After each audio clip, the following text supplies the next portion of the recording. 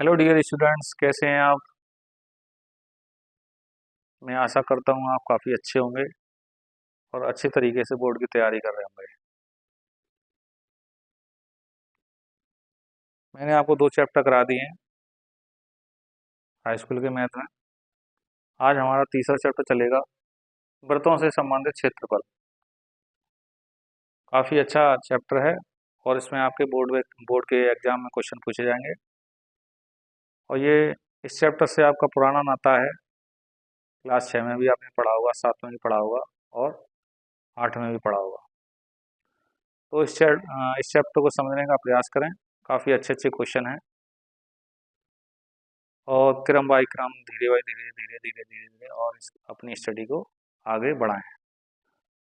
तो देखो, चैप्टर का नाम है वृत्तों से संबंधित क्षेत्रफल। तो इसमें जाहिर सी बात है, वृत्त से संबंधित ही काफ़ी ज़्यादा सवाल होंगे और कुछ दूसरी आकृतियों के बारे में भी इसमें क्वेश्चन दिए होंगे। तो देखो, सबसे पहले हम विशेष प्रकार की आकृतियों के बारे में हम जानना चाहेंगे, जो कि आपने पूर्व की क्लासों में पढ़ा होगा। तो देखो, जो आकृति होती हैं, एक होती है 2D और एक होती है 3D। 2D का मतलब क्या होता है और 3D का मतलब क्या होता है। 2D डी का मतलब होता है डायमेंशन, द्विमीय आकृतियां और त्रिविमीय आकृतियां। दो विमा वाली आकृति कौन कौन सी होती हैं आपने पढ़ा होगा बचपन से, फोर्थ क्लास में आ जाता है, थर्ड क्लास में आता है। तो सबसे पहले होती है पहली आकृति 2D वाली जो आकृति होती है, तो वो होती है आपकी आयत। आयत के बारे में आपने पढ़ा होगा, वर्ग के बारे में आपने पढ़ा होगा। तीसरा, समांतर चतुर्भुज।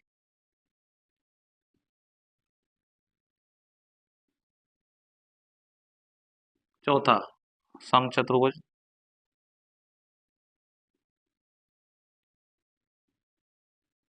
पांचवा, समलंब। छठवां, पतंग के बारे में अपने आपने 9th में थोड़ा बहुत पढ़ा होगा। तो ये ऐसी आकृति है, इन सभी आकृतियों में आपकी सीधी रेखा दी होती है। लेकिन एक और आकृति होती है, वो आपकी होती है वृत्त। ठीक है। वृत्त एक ऐसी आकृति होती है जिसकी क्या है कि जो आकृति होती है कर्व टाइप में होती है, मुड़ी हुई आकृति होती है। तो पढ़ा तो आपने लगभग सभी के बारे में होगा। और इसमें आप लिखना चाहें तो लिख सकते हैं वलय। आप सोच रहे हैं वलय क्या होता है। वलय क्या होता है, किसी वृत्त से अंदर से कोई हिस्सा अगर हम काट दें तो आपका वलय बन जाता है। तो देखो, इन आकृतियों के बारे में मैं थोड़ा सा आपको छोटे छोटे चित्र बना देता हूँ समझने के लिए।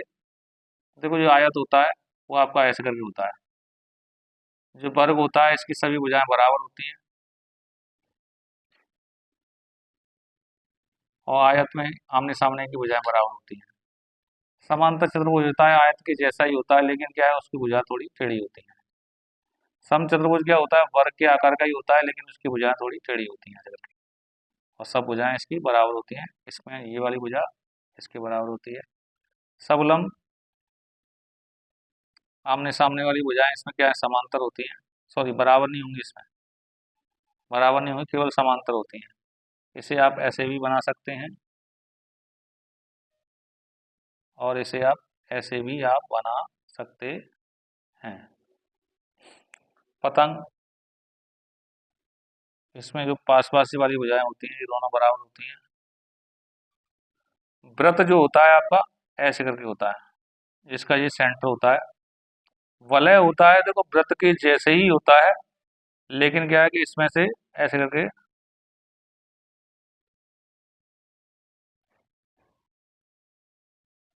ये होता है।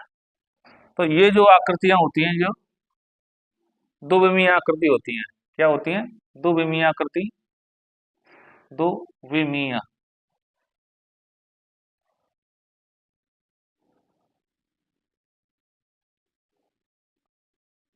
ये आपकी द्विविमीय आकृति होती हैं। इसमें दो विमाएं होती हैं, लंबाई चौड़ाई होती है। ठीक है। वृत्त होता है, इसमें आपकी रेडियस होती है और एक वृत्त में आपकी कह सकते हैं अनंत त्रिज्याएं हो सकती हैं। लेकिन एक व्यास की बात करेंगे तो उसमें एक व्यास के अंदर आपकी दो त्रिज्याएं होती हैं। अब बात आती है त्रिविमीय आकृति।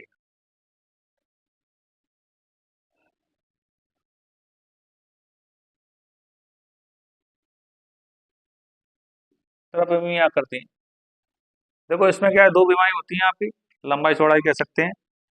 त्रिविमीय क्या होगा, इसमें एक और आप कह सकते हैं भुजा बढ़ जाएगी, तो वो भुजा आपकी ऊंचाई होगी। तो त्रिविमीय आकृतियों में प्रमुखता होती है आपकी, क्या होती है, एक होता है घन, वो कह सकते हैं घन, दूसरा कह सकते हैं घनाभ,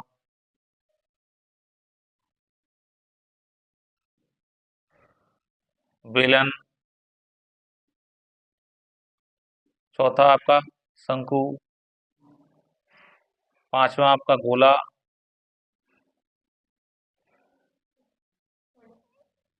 और इसमें छिन्नक और बढ़ जाता है आपका। 10th क्लास में आप आओगे तो ये आपका छिन्नक बढ़ जाता है। तो घन के बारे में आपने देखा होगा, देखो ऐसे करके ये वर्ग इसका होता है, उसी का इसका आधार होता है, तो ये आपका वर्ग बन जाएगा।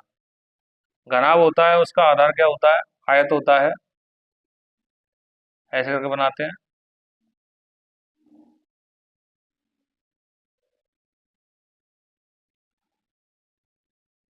बेलन जो होता है आपका ऐसे करके होता है, किसी मार्कर से मैं आपको पढ़ा रहा हूँ, वो आपका बेलनाकार है। शंकु आपका ऐसे करके होता है। गोला आपका वृत्त के जैसे ही होता है, लेकिन गोल होता है, जैसे क्या है कि कोई फुटबॉल वगैरह हो, तरबूज हो, गेंद हो। छिन्नक, छिन्नक लगभग बेलन के जैसे ही होता है, इसमें क्या है कि थोड़ा सा अंतर होता है बस,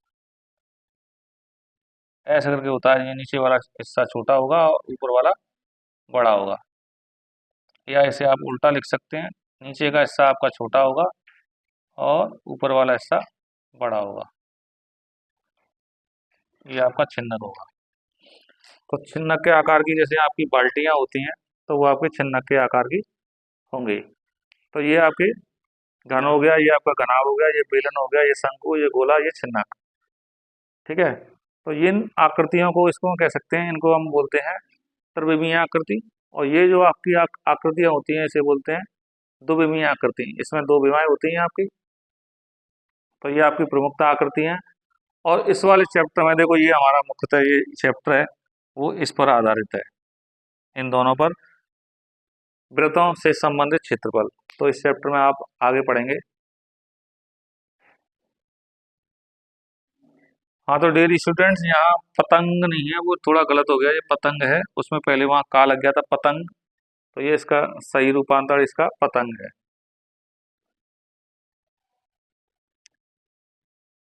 हाँ, तो स्टूडेंट देखिए, वृत्त की डेफिनेशन देखते हैं हम, समझने का प्रयास करिए। क्या कह रहा है, वृत्त एक ऐसे बिंदु का बिंदुपथ है। वृत्त जो है एक ऐसा कोई बिंदु है, और उसका क्या है, बिंदु पथ है। जैसे आप कह सकते हैं, ये आपने, मैंने आपको कोई बिंदु मान लिया। क्या कह रहा है, वृत्त एक ऐसे बिंदु का बिंदु पथ है। बिंदु पथ मतलब बिंदुओं का पथ, बिंदुओं का रास्ता। तो जैसे क्या है, बिंदुओं का रास्ता अगर मैं ऐसे ऐसे करके बनाऊं, इसे ऐसे ऐसे करके बनाऊं, ऐसे ऐसे करके, तो थोड़ा टेढ़ा बन गया है इसमें, तो इसे सही। ठीक है, तो ये मैंने, देखो क्या है, पहले क्या लिया है, मैंने एक बिंदु लिया है। वृत्त एक ऐसे बिंदु का बिंदु पथ, बिंदुओं का ये पथ हो गया, ये बिंदुओं का रास्ता हो गया, जो एक समतल में, समतल मतलब जमीन, जमीन कह सकते हैं, जो कि आपकी समतल है, फर्श है, और आप कह सकते हैं कागज का एक समतल है, जिस पर आप प्रकार की सहायता से आप बना रहे हैं, तो इस प्रकार गति करता है। तो देखो यहाँ से ये इस प्रकार गति कर रहा है, गति करता है, एक नियत बिंदु से दूरी सदैव समान रहती है। इस बिंदु से यहाँ से ये इतनी दूरी होगी, उतनी दूरी आपकी ये होगी, उतनी आपकी ये होगी, उतनी ये होगी, और इतनी ये होगी। आप किसी भी डॉट से इसकी दूरी लें, इस डॉट से और किसी भी बिंदु के बीच की जो डॉट्स आपने जो बनाए हैं, वो दूरी लेंगे, तो आपकी बिल्कुल नियत होगी, समान होगी, बदलेगी नहीं। अगर आपसे यहाँ ये आपका 5 है, ये आपका ये भी 5 होगा, ये भी 5 होगा, ये भी 5 होगा, ये आपका 10 है, तो ये भी 10 होगा, ये भी 10, कम बढ़ती नहीं होगा। तो ये आपका बिंदु हो गया। इन डॉट को अगर हम गहरा करके एक आकृति का अगर आप शेप देंगे ऐसे ऐसे करके, बिंदुओं को अगर आप मिलाएंगे तो ये आकृति आपकी किसकी, वृत्त की आपकी आकृति बन जाएगी। ठीक है स्टूडेंट्स। अब देखो इसमें कुछ नोट हैं। नियत बिंदु को वृत्त का केंद्र, ये आपने जो फिक्स पॉइंट माना है इसको क्या कहते हैं, वृत्त का केंद्र बोलते हैं। इसको क्या बोलेंगे, इसका केंद्र बोलते हैं। ये इसका केंद्र होगा। दूसरा क्या होगा, अचर दूरी को वृत्त की त्रिज्या, अचर दूरी इतनी थी मैंने आपको बताया था, ये क्या है आपकी फिक्स होगी। तो ये अचर जो दूरी होगी वो आपकी क्या होगी, वो आपकी त्रिज्या कहलाती है। तो ओ इसका केंद्र होगा। इसे अगर आप इसे ए माने तो ये आपका क्या होगा, यहाँ से यहाँ तक आर होगी। आर को आप रेडियस कहते हैं। रेडियस इस वजह से हम इसे आर से डिनोट करते हैं। तीसरा, वृत्त का बाहरी आवरण, जो डॉट्स की सहायता से हमने एक ये आवरण खींचा है, ये आकृति खींची है, तो इस आकृति को क्या बोलते हैं, इसको क्या बोलते हैं हम, क्या बोलते हैं, परिधि। तो ये इसके चारों किनारों की जो क्या होगा, इसे हम क्या बोलते हैं, ये परिधि बोलते हैं। तो डियर स्टूडेंट्स, एक यहाँ से इसे अगर आप यहाँ से ऐसे करके मिला दें तो ये आपको बी पॉइंट होगा। तो ओ ए बराबर होगा किसके, ओ बी के। मैंने आपको बताया किसी इधर एक डॉट ले लें और यहाँ से एक डॉट ये ले लें, तो ओ बी की जो वैल्यू होगी वो बराबर होगी किसके, ओ ए के। तो ये यहाँ से यहाँ तक हमने क्या है, आर माना है, तो आपका ये भी आपका यहाँ से यहाँ तक आपका आर होगा। तो ओ ए बराबर क्या होगा, ओ बी, और वो किसके बराबर होगा, आर। आर आपकी यहाँ क्या होगी, ये आपकी त्रिज्या रही होगी। ठीक है। तो इसे आप ओ ए प्लस ओ बी करें, ये बराबर किसके बराबर होगा, ए बी के। तो जो ए बी होगा ये आपका आर है, ये आपका आर है। यहाँ से लेके यहाँ तक जो ए बी दूरी होती है उसको हम बोलते हैं व्यास। इसे आप डी से डिनोट करते हैं। डी बोल डी को बोलते हैं डायमीटर। तो डी की जो वैल्यू होगी आपकी, वो आपकी 2 आर के बराबर होगी।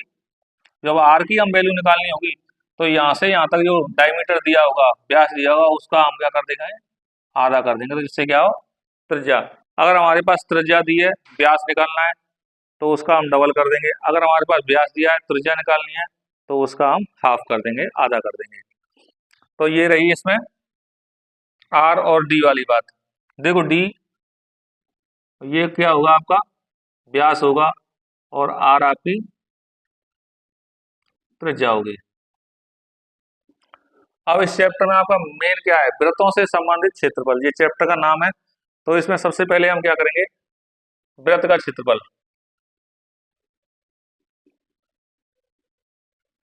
हम प्राइमरी क्लास से पढ़ते आ रहे हैं, 5 में भी पढ़ा होगा, 6 में, 7 में, 8 में, 9 में भी पढ़ा होगा।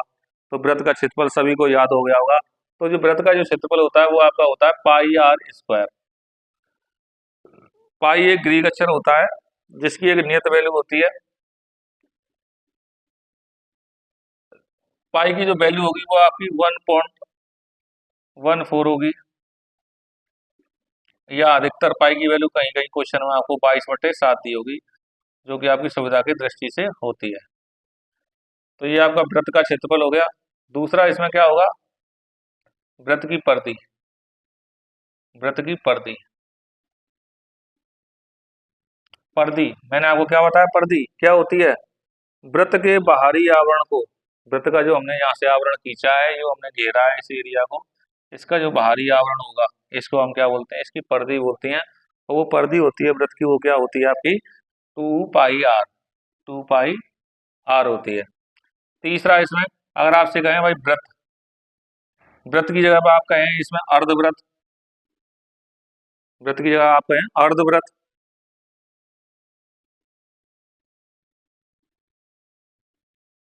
अर्धवृत्त का क्षेत्रफल, भाई पूरे वृत्त का क्षेत्रफल तो कितना है, पाई आर स्क्वायर। तो अर्ध का बोलेंगे तो इसमें क्या होगा, आधे का इसमें हम भाग लगा देंगे। चौथा, चौथा होगा वृत्त के चतुर्थांश का क्षेत्रफल। वृत्त के चतुर्थांश,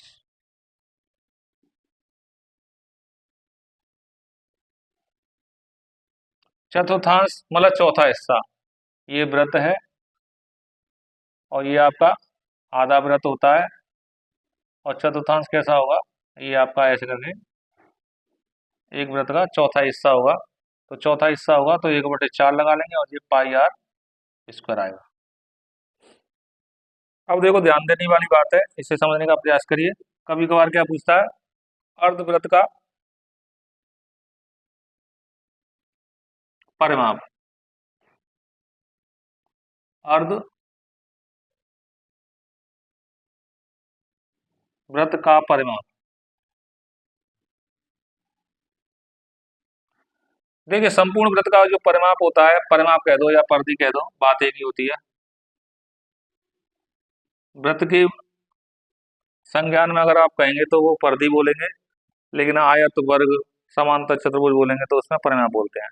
तो अर्धवृत्त का परिमाप क्या होगा, तो देखो जो पूरा परिमाप है 2 पाई आर, उसका तो हम हाफ कर देंगे और ये पूरा का पूरा है, ये पूरा का पूरा इसका क्या हो गया 2 पाई आर, और इसका आधा कर दिया हमने, क्या है 2 का इसमें भाग लगा दिया। अब जो नीचे वाला जो हिस्सा हुआ, ये इसका केंद्र है, तो यहाँ से लेके यहाँ तक ये ए और बी है, तो इसे हम क्या बोलते हैं डी। डी इसमें आपका जुड़ जाता है, तो 2 से ये वैल्यू आपकी कट जाएगी, ये पाई आर होगा और डी। ये इसका क्या कह सकते हैं, अर्धवृत्त का परिमाप या परिधि होती है। इसको अगर आप चाहें तो आप पाई आर और इसको आप 2 आर लिख सकते हैं, और इसमें से आप आर कॉमन ले लेंगे तो पाई+2। तो ये क्या होता है, अर्धवृत्त का परिमाप या परिधि आपकी ये होती है, या फिर आपकी ये होगी। तो डियर स्टूडेंट काफ़ी अच्छे क्वेश्चन रहेंगे इस एक्सरसाइज में, और आगे आगे हम 1-2 क्वेश्चन आपको करके बताएं। हाँ तो डियर स्टूडेंट्स, इसमें ब्रश से संबंधित देखो, इसमें छोटा सा एक पॉइंट और है, वलय। वलय इसे इंग्लिश में बोलते हैं रिंग का क्षेत्रफल।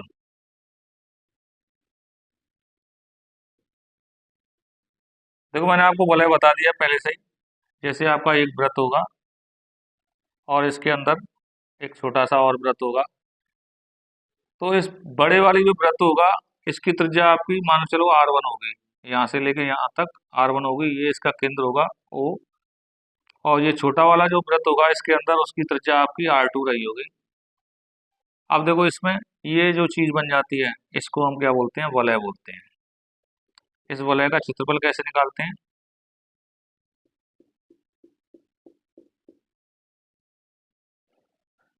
तो देखो वलय का क्षेत्रफल तो क्या आएगा, पहले तो पूरे वृत्त का क्षेत्रफल। तो पूरे वृत्त का क्षेत्रफल क्या आएगा, देखो पाई R1 स्क्वायर।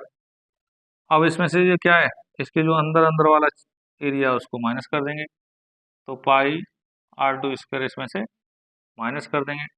तो इसमें से आप पाई कॉमन ले लें, तो R1 square minus R2 square हो जाएगा। तो ये जो क्या होगा, जो वलय का क्षेत्रफल होगा, इसमें अगर आप लगाना चाहें तो ये वाला फार्मूला लग जाएगा, ये आपने पढ़ा होगा, A² माइनस B² बराबर क्या होता है, एक ब्रैकेट में आपकी वैल्यू जुड़ जाती है और एक में ये आपकी घट जाती है। तो इसे आप चाहो तो आप ऐसे भी कर सकते हैं, R1 प्लस R2 एक बार जोड़ देंगे इंटू R1 माइनस R2। और इसमें अगर लिखना चाहें तो लिख सकते हैं, R1 की वैल्यू आपकी बड़ी है किससे, R2 से। ठीक है, अब नोट करके लिख लें आप,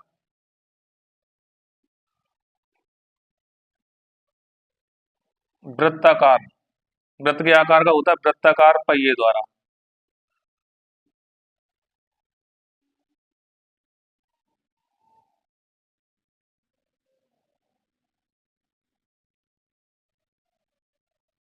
वृत्ताकार पहिए द्वारा चली गई दूरी,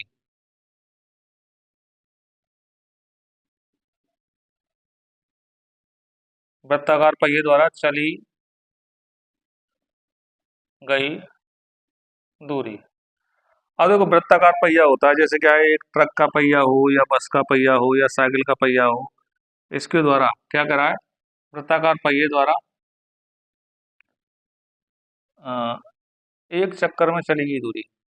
इसे आप ऐसे करके लिखें, एक चक्कर में, एक चक्कर में चली गई दूरी, तो क्या होगा, एक चक्कर में ये दूरी चल रही होगी तो क्या आएगा इसमें, ये आएगी वृत्त, वृत्ताकार, वृत्ताकार पहिए की परिधि। तो वो ये क्या होगी आपकी 2 पाई आर, और आर क्या होगी त्रिज्या, और त्रिज्या किसकी होगी, पहिए की कुछ ना कुछ त्रिज्या रही होगी, क्योंकि वो आपका क्या है वृत्ताकार है। ये तो क्या है एक चक्कर में चली गई दूरी, एक चक्कर है तो इसमें एक का गुणा करने की कोई आवश्यकता नहीं है। पहिए द्वारा,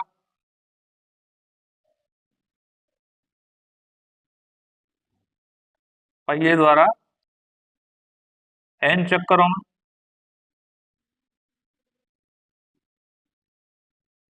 चली दूरी, n चक्कर कह सकते हैं, 10 चक्कर, 20 चक्कर, 30 चक्कर, 50 चक्कर, 500 चक्कर, 1000 चक्कर।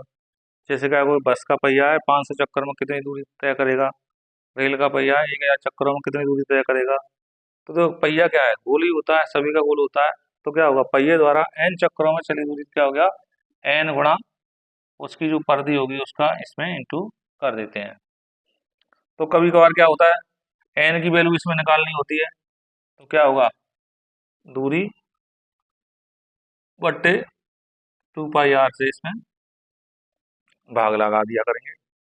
तो जिसमें देखो वृत्ताकार से संबंधित ये मैंने आपको बता दिया, दूसरा इससे पॉइंट मान लें, और इससे तीसरा। तो n की जब वैल्यू निकालनी होगी तो दूरी वृत्ताकार पहिए पहिए ने कितनी दूरी तय की होगी, वो 2 पाई आर उसकी जो परिधि होगी। और इसमें आर की वैल्यू तो आप, वो पाई की वैल्यू तो आप वही लिखेंगे 22/7, या सुविधा अनुसार जो आपको क्वेश्चन में दी होगी 3.14 भी लिख सकते हैं और 22/7 भी लिख सकते हैं। हाँ तो डियर स्टूडेंट्स, इस एक्सरसाइज का पहला क्वेश्चन देखिए, बड़ा ही प्यारा सा छोटा सा क्वेश्चन है, 1 नंबर में आपका पूछ सकता है। तो देखो क्या कह रहा है, यदि किसी वृत्त का जो क्षेत्रफल है संख्यात्मक रूप से, संख्यात्मक रूप में कोई ना कोई संख्या दी होगी, संख्यात्मक रूप से उसके परिमाप से 2 गुना है। क्या कह रहा है, उसका जो परिमाप होगा उससे, वो उसका जो क्षेत्रफल है वो 2 गुना है। तो वृत्त का क्षेत्रफल,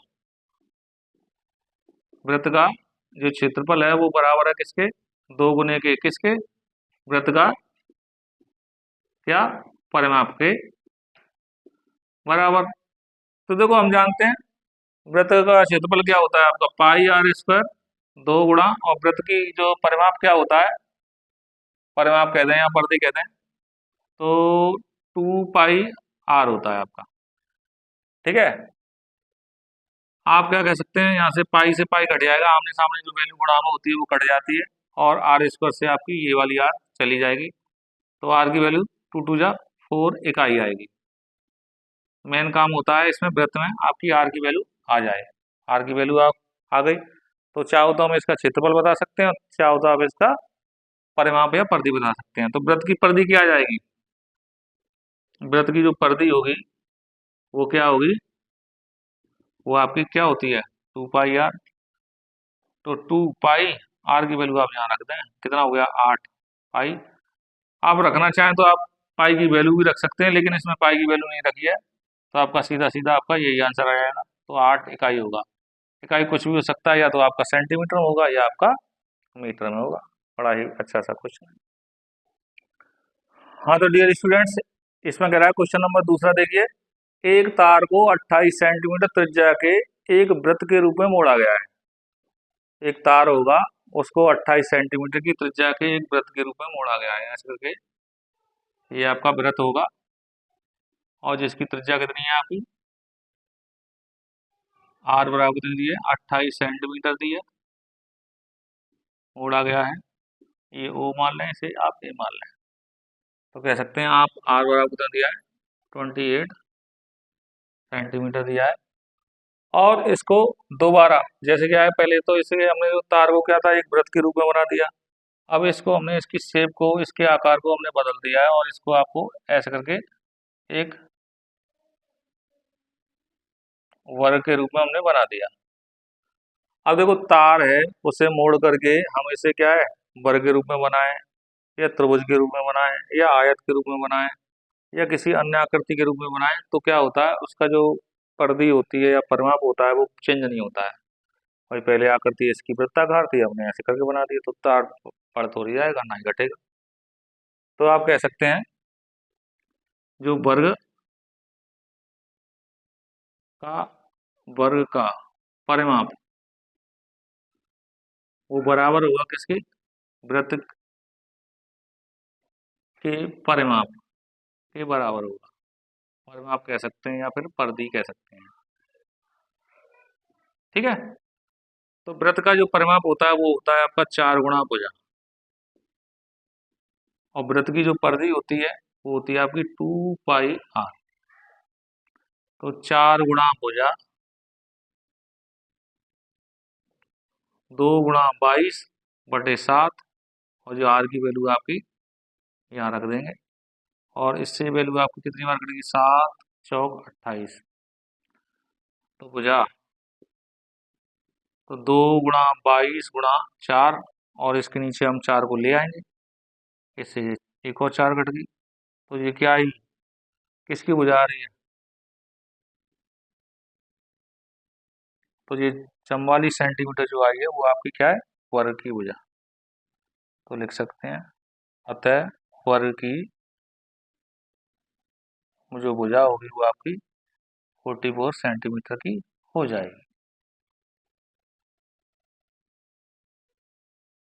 हाँ तो डियर स्टूडेंट, तीसरा चौथा और पांचवा क्वेश्चन हम देखेंगे। इसमें बड़े ही छोटे छोटे जो क्वेश्चन है आपके, एक एक नंबर में आपके पूछ सकता है।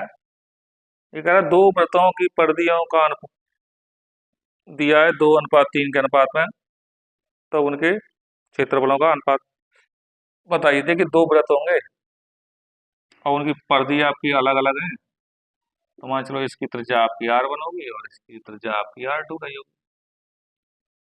ठीक है, तो जरूरी नहीं है चित्र बनाओ आप। तो उनकी परिधियों का अनुपात दिया है, तो 2 पाई r1 अनुपात दिया है 2 पाई r1, 2 पाई r2, वो कितना दिया है, 2:3। देखो अनुपात में क्या होता है, जो समान वैल्यू होती है वो आपकी हट जाती है, 2 पाई से आपकी 2 पाई कट जाएगी। तो r1/r2 आप ऐसे लिख सकते हैं 2/3। तो ये आप ऐसे करके लिख सकते हैं। अब इसमें पूछ क्या रहा है, उनके क्षेत्रफलों का अनुपात। तो क्षेत्रफलों का अनुपात पाई r1 square pi r2 square का अनुपात पूछ रहा है। तो इसे आप देखो, फिर ये अनुपात में ये वैल्यू आपकी कट जाएगी, तो r1/r2 का इसे आप होल स्क्वायर लिख सकते हैं, और हमारे पास r1/r2 की आपकी वैल्यू दी है। तो 2 का वर्ग आपका 4 हो जाएगा और 3 का वर्ग आपका 9 हो जाएगा। तो इसे द्वारा से आप अनुपात के रूप में बना सकते हैं। तो उनका जो जो क्षेत्रफलों का अनुपात होगा, तो उनकी जो परिधियों की अनुपात होती है उनका वर्ग हो जाता है। कभी कभार ऐसे जो क्वेश्चन होते हैं, ये आपके ऑब्जेक्टिव वगैरह में पूछे जाते हैं, तो आप इसे आप थोड़ा सा याद करके बड़े आसानी से, बगैर कलम पेन चलाए, तो बड़े आसानी से इसके जवाब दे सकते हैं। जब हमारे पास त्रिज्याओं का अनुपात दिया होता है तो क्षेत्रफलों का अनुपात निकालते हैं, तो उनका वर्ग कर देते हैं, या परिधियों का अनुपात दिया होता है तो भी आपका त्रिज्याओं का अनुपात निकलेगा, तो भी उनका क्या करेंगे, क्षेत्रफलों का अनुपात निकालने के उनका वर्ग कर देंगे। हाँ तो डियर स्टूडेंट, क्वेश्चन नंबर चौथा देखते हैं, जो इसमें कह रहा है एक वृत्त के चतुर्थांश का क्षेत्रफल ज्ञात करिए, जिसकी परिधि, कोई आपका वृत्त होगा, ऐसा करके आप वृत्त बना लें, और इसका जो परिधि दी है वो कितना दिया है, वृत्त की परिधि, वृत्त की कितनी दे दी है, परिधि, वृत्त की परिधि कितना दिया है आपका, 22 सेंटीमीटर। तो परिधि है तो 2 पाई r, ये आपका कितना है, 22। अब इसमें चतुर्थांश की बात कर रहा है, तो इसमें कह रहा है उसका चतुर्थांश का ये क्षेत्रफल बताना है, तो इसका जो क्षेत्रफल बताना है, इसका ये कितना आएगा। तो जो आपका कह सकते हैं जो परिधि दी है, इसकी सहायता से आप r निकाल लीजिए। r निकालने के बाद क्या होगा, मैंने आपको चतुर्थांश का क्षेत्रफल बताया, जो वृत्त का क्षेत्रफल होगा उसका आप 1/4 आप निकाल सकते हैं। तो जैसे a माने से, o माने a, और ये आपका b। ठीक है। तो आप देखो 2 गुणा, अब देखो यहाँ 22 दिया है तो यहाँ पाई की वैल्यू आप 22/7 ही रखेंगे, क्योंकि आपकी कैलकुलेशन आपकी सरल हो जाएगी। तो आर की भी जो वैल्यू होगी नीचे वाली वैल्यू का इसमें गुणा हो जाएगा, 22 × 7 और 2 गुणा 22 होगा आपका, इससे वैल्यू आपकी ये कट जाएगी। तो आर का मान जो आएगा आपका 7/2 आएगा। अब क्या कह रहा है इसमें, चतुर्थांश का क्षेत्रफल बताओ। चतुर्थांश, चतुर्थांश का क्षेत्रफल। चतुर्थांश होता है एक वृत्त का चौथा हिस्सा। चौथा हिस्सा मतलब 1/4 पाई आर स्क्वायर। तो 1/4 22/7, आर का मान आप रख दें और आर की वैल्यू आप 7/2 इंटू 7/2, क्योंकि 2 बार लिखी जाएगी, वर्ग हो रहा है, इससे आपकी ये वैल्यू कट जाएगी और आपकी 2 से ये वैल्यू आपकी 11 बार कट जाएगी। तो 11×7 = 77, 4 दूने 8, तो 8 नाम 72, 5/8 सेंटीमीटर स्क्वायर। चाहो तो आप इसे पॉइंट में भी इसका आप जवाब दे सकते हैं। हाँ तो डियर स्टूडेंट्स, क्वेश्चन नंबर 5 में देखिए, समझने का प्रयास करिए, काफी अच्छा क्वेश्चन है। एक वृत्त के अंदर, एक वृत्त, ये आप वही वृत्त बना लें, एक वृत्त के अंदर एक वर्ग खींचा जाता है, तो वर्ग इसकी चारों भुजाएं बराबर होती हैं। ये मैंने आपका बना दिया, ये इसका केंद्र होगा। एक वृत्त के अंदर एक वर्ग खींचा गया है और वृत्त और वर्ग के क्षेत्रफलों का आपको अनुपात बताना है। देखो ये वर्ग है तो इसकी सभी भुजाएं बराबर होंगी, तो यहाँ लिख लो, माना वर्ग की भुजा क्या है आपकी, ए इकाई है। ठीक है, समझने का प्रयास करिए आप। ये आपकी ए है और ये आपकी ए है, तो जिसके ये विकर्ण है इससे हम खींचेंगे तो ये इसके केंद्र से होके जाएगा। ठीक है, तो इसे आप ए मान लें, इसे आप बी मान लें, इसे आप सी मान लें, इसे आप डी मान लें। तो हम क्या करेंगे, ए सी का मान निकालेंगे। तो त्रिभुज ए बी सी से, त्रिभुज ए बी सी से, जैसा कि हम जानते हैं जो वर्ग होता है उसका प्रत्येक कोण 90 अंश का होता है, तो इसलिए ये त्रिभुज ए बी सी आपका समकोण होगा। तो क्या होगा आपका, ए सी का जो वर्ग होगा आपका ए बी के वर्ग के बराबर और बी सी के वर्ग के बराबर होगा। ए सी का वर्ग ये आपका ए स्क्वायर, ये भी आपका ए स्क्वायर, तो ए सी का स्क्वायर बराबर आपका क्या होगा, 2a स्क्वायर ए सी, तो आपका 2√a²। तो अब a√2 इसकी क्या आ जाएगी, ए सी, क्या आ गई आपकी ए सी, और ये क्या होगी आपकी, ये ए सी जो होगी आपकी जो वृत्त के व्यास के बराबर होगी। किसके बराबर होगी, व्यास के बराबर होगी। तो कह सकते हैं डी बराबर a√2। तो आर की जो वैल्यू आएगी आपकी a√2, इसे 2 लिख सकते हैं। तो आर की जो वैल्यू आएगी a√2/2। ठीक है, इसे चाहो तो आप इसे √2 टाइम काट सकते हैं, तो a√2 हो गया ये इकाई। अब हमें देखो निकालना क्या है, इसमें कह रहा है वृत्त तथा वर्ग के क्षेत्रफलों। तो वृत्त का क्षेत्रफल, वृत्त का क्षेत्रफल और इसका वर्ग का क्षेत्रफल। तो वृत्त का क्षेत्रफल होता है आपका पाई आर स्क्वायर, और कह सकते हैं वर्ग का क्षेत्रफल वो आपका क्या है, ए स्क्वायर। अब देखो आर की जो वैल्यू आई है आपकी ये आई है, अगर आप चाहें तो आप यहाँ से आप आर स्क्वायर की इकट्ठी वैल्यू निकालेंगे, तो ये आपका ए स्क्वायर हो जाएगा और ये बटा √2 का जो वर्ग होगा आपका केवल √2 का 2 रह जाएगा। तो ये आपका ये पाई आर स्क्वायर की वैल्यू है आपकी a²/2 और ये आपकी ए स्क्वायर, तो इससे ए स्क्वायर से आपकी ए स्क्वायर वैल्यू बढ़ जाएगी। तो ये आएगा आपका पाई/2, 2 आपका यहाँ पहुंच जाएगा। तो पाई की जो वैल्यू होती है आपकी 22/7 होती है, ये आपकी 2 होती है। फिर आपका 7 इधर पहुंच जाएगा, 2 गुणा 7, और 2 से ये वैल्यू आपकी 11 कट जाएगी, तो 11:7 इसका आंसर आएगा। बड़ा ही प्यारा सा अच्छा सा क्वेश्चन है। आप इस क्वेश्चन को दोबारा समझने के लिए वीडियो को आप रिपीट करके देख सकते हैं। तो कैसी रही क्लास स्टूडेंट्स? अगर आपको मेरी क्लास अच्छी लगी हो तो अपने दोस्तों को आगे फॉरवर्ड करें, मेरे चैनल को like and subscribe. Thank you class.